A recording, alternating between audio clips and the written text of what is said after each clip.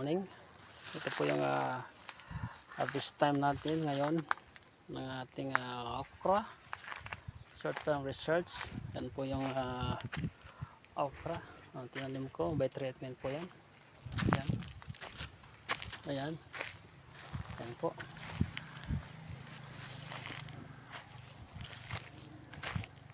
Ayan po.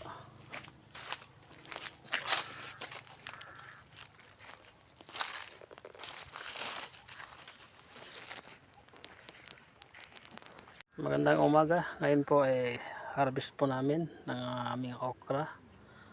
Ito po, treatment 1, application 1.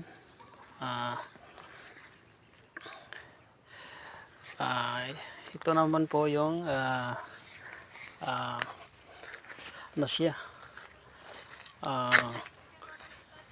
Treatment 2, replication 1. At saka ito naman po yung ano ko po, treatment 3, replication 1. Yan po. At ito naman po tayo sa treatment for replication 1. Yan. Saka ito po yung aking treatment 5, replication 1. So balik po tayo. Ito yung ramon po ng treatment 1, application 2. Saka ito naman po yung treatment 5, application 2 ng aking okra.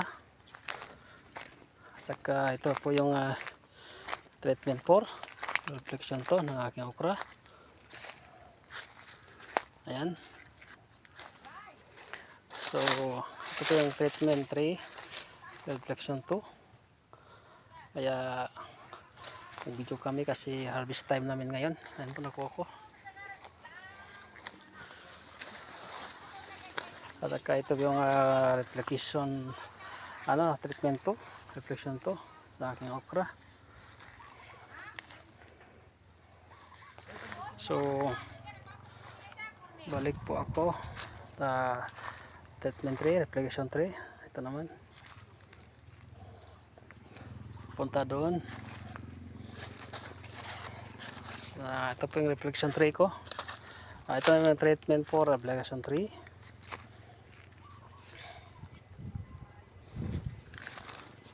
Ito naman po yung treatment 5, replication 3. So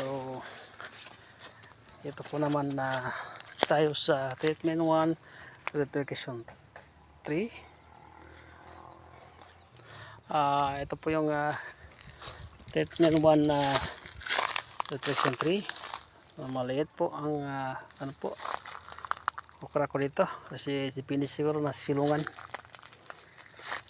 So ito po yung title ko, title ng aking STR, short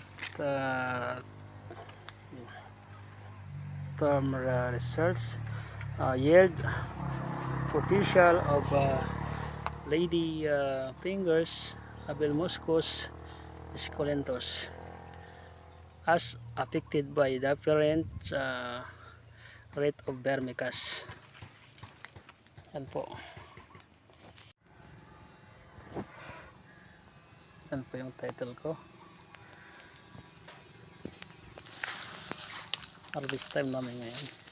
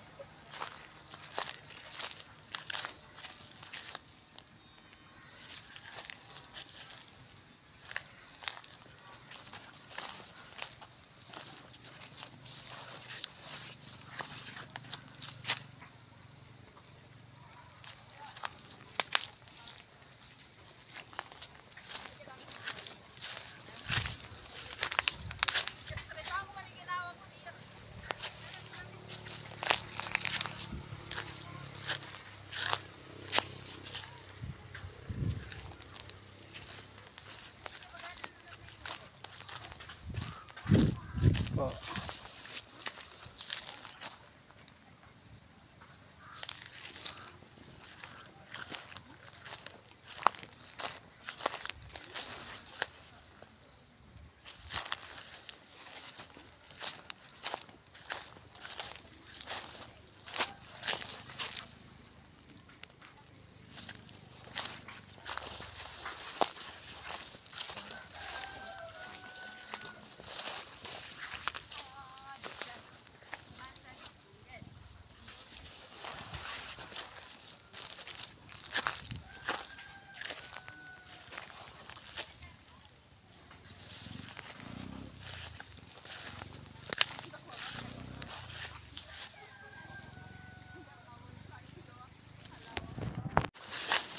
Ayan, bunga ng okra namin. May treatment. Ayan. Maraming bunga ang bunga ng okra namin. Harvest time namin ngayon kasi may treatment. Ayan. Ayan.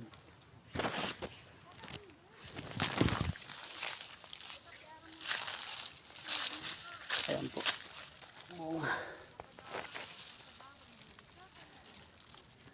Ito kadami ang bunga ng okra namin by treatment. Ayan.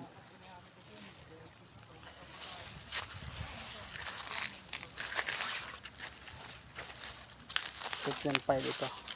Application 3.